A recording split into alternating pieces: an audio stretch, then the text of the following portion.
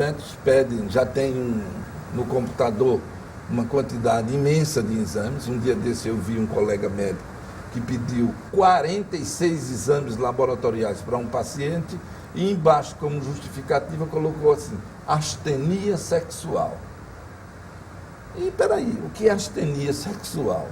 Astenia significa desmotivação, moleza, adinamia.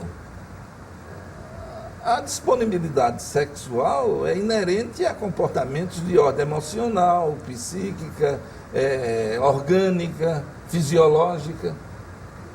São esses 46 exames que vão definir se esse indivíduo tem alguma coisa ou não. Não. O médico, antes de entender que o paciente quer fazer esse tal check-up tão questionado, interaja com o paciente, olhe para ele, pergunte a ele algumas questões que podem indicar para a necessidade ou não de alguns exames.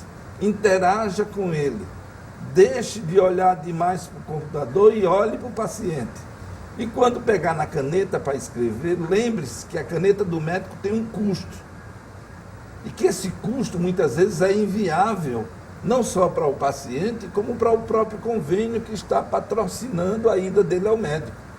Então, assim, eu acho que as pessoas devem procurar o médico e, ao invés de usarem a palavra estresse, dizerem assim, doutor, eu vim aqui porque eu considero uma pessoa esclarecida, eu quero saber como anda a minha saúde, eu não quero ficar doente, eu quero continuar tendo qualidade de vida e queria interagir com o senhor para ver o que é que eu posso começar a fazer para me prevenir de algumas coisas que não serão desagradáveis se acontecerem comigo. E aí tudo acontece. Não justificar determinadas situações com a palavra estresse. Muitas vezes não é estresse.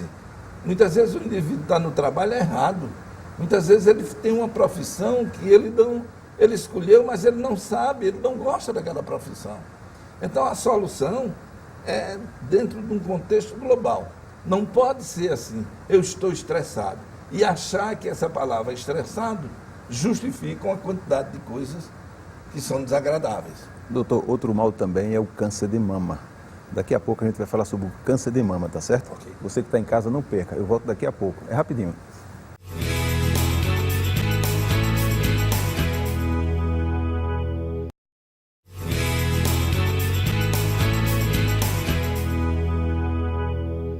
De volta aqui na TNH1 TV com o programa Saúde e Você.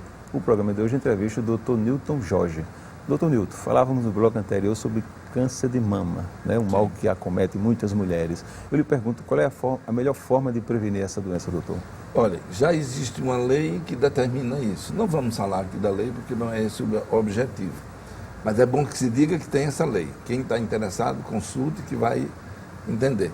Assim, o câncer de mama na mulher melhorou muito no que diz respeito à sua cura, porém ele não deixa de aparecer.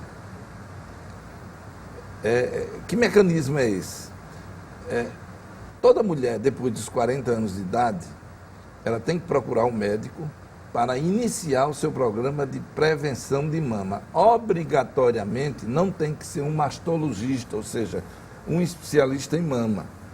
Pode ser um clínico, pode ser um médico de família, pode ser o médico da confiança, mas a mulher deve começar a fazer. Esse limite de 40 anos de idade não significa dizer que um câncer de mama não possa aparecer antes de 40 anos. Veja a complexidade disso. Essa semana minha filha, que é psicóloga, me advertiu: pai, eu quero fazer a minha... Ela não pediu para fazer a mamografia, pediu para fazer a ultrassonografia da mama. Porque eu tenho uma colega da mesma idade que eu, portanto com 30 anos, que teve que fazer mastectomia bilateral por malignidade da mama. Isso me deixou assim extremamente atento. Os programas nacionais, e como nós estamos em Alagoas e no Brasil, são muito bons. Porém, as mulheres que vivem em ambientes pouco convenientes para esse tipo de abordagem aos 40 anos, muitas vezes chegam aos centros onde existem os mamógrafos. Maceió já tem bastantes mamógrafos, mas tem muitas mulheres que não conseguem fazer a mamografia como deviam fazer. O Serviço Público de Saúde atua sim, mas é necessário campanhas mais insistentes. E é necessário também um trabalho feito por assistentes sociais, por membros da comunidade, por secretarias municipais de saúde. No Canadá, por exemplo, existe serviço de mamografia itinerante, caminhões que não são tão caros, com um mamógrafo dentro, que percorrem as distâncias e vão fazendo mamografia obrigatória. Por que é que o câncer de estômago caiu assustadoramente no Japão? Porque o Japão tinha uma incidência muito alta. Começou a ser obrigatório fazer endoscopia digestiva com biópsia. E aí o câncer caiu e quase zerou. Doutor, a partir de que idade a mulher deve efetivamente fazer uma mamografia? A partir dos 40 anos de idade, uma vez por ano, e a critério do médico definir se ela faz uma vez por ano ou se faz 2 vezes por ano. Na maioria das vezes, 2 vezes por ano chega. Mas de início, uma vez por ano. Doutor, transtornos de ansiedade. Sim. Quais são as principais causas desses transtornos, doutor? A vida diária, os questionamentos dos dias a dias, os fatores culturais, as faltas de ambientações, de diálogo na família, na sociedade, no trabalho, a interação das pessoas, a falta de interesse em ler, em entender que determinadas coisas acontecem no dia a dia e que são normais, apenas precisam ser administradas, mas os transtornos são imensos. Fala-se muito de transtorno bipolar do humor, muitas vezes a pessoa está embaixo, está sem querer sair, está sem querer cuidar dos seus problemas de higiene, não tem aquela autoestima para se apresentar perante as pessoas que estão em volta dela de uma maneira agradável, alegre, vicariante. Outras vezes estão extremamente excitadas, intoleráveis no trabalho, intoleráveis na casa, pré-ativas ou pouco interessadas em resolver os seus problemas. Tudo isso tem que ser analisado e definido que tipo de ansiedade é essa. Porque a classificação é muito grande. E não é só o médico que resolve isso.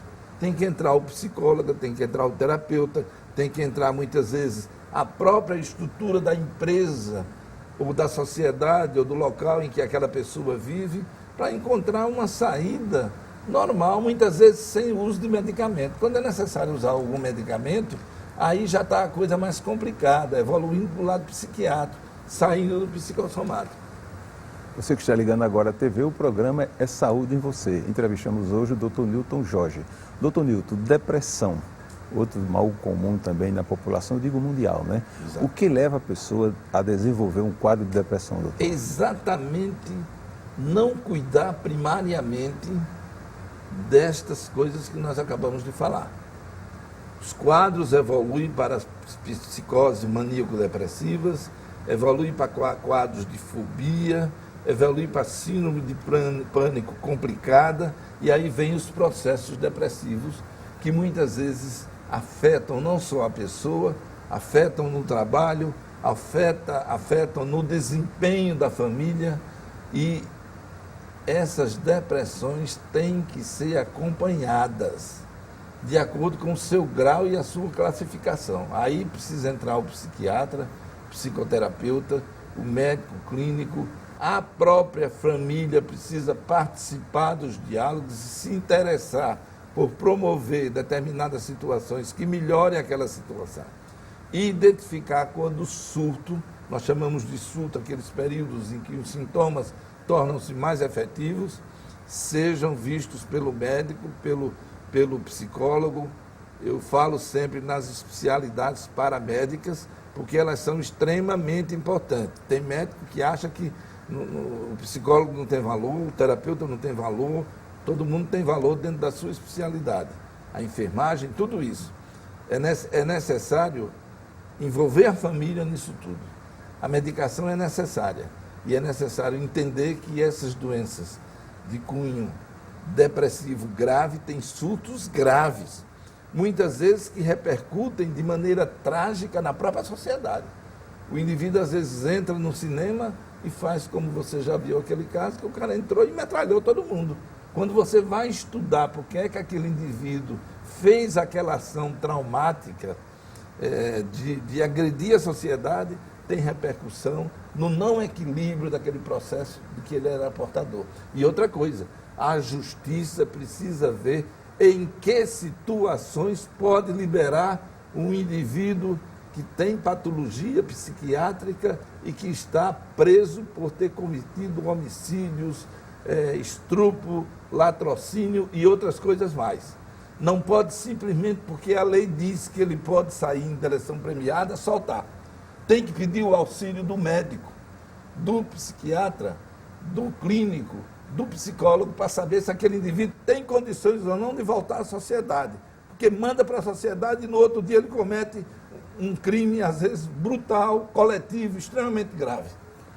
A justiça precisa entender que ela não sabe medicina, ela sabe lei, ela sabe justiça.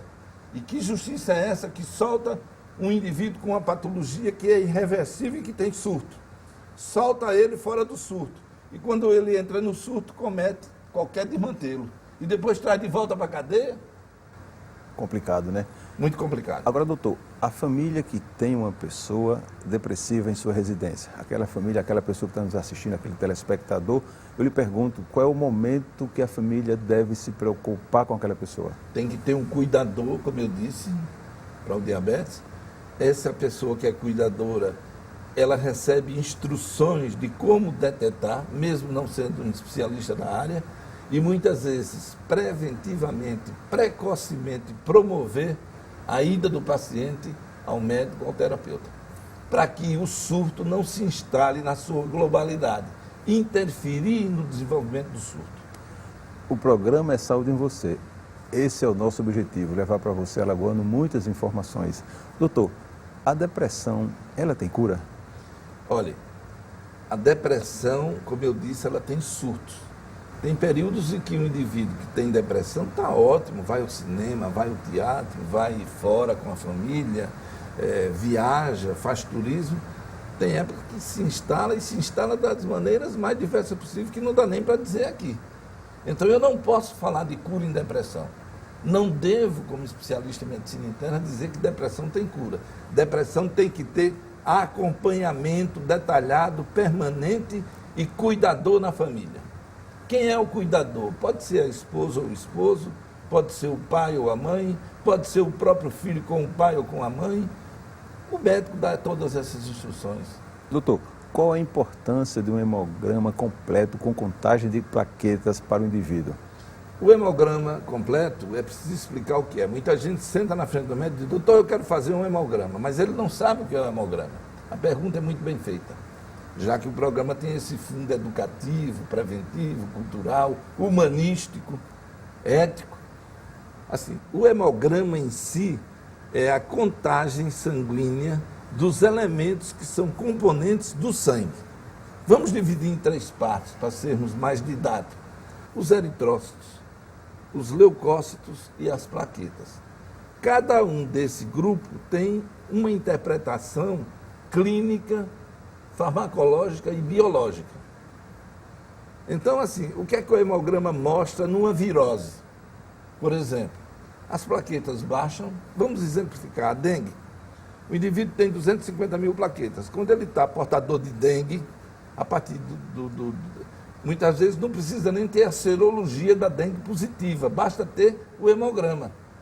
A serologia positiva da dengue, uma colega já disse, e é verdade, tem mais efeito assim para documentar a incidência da doença.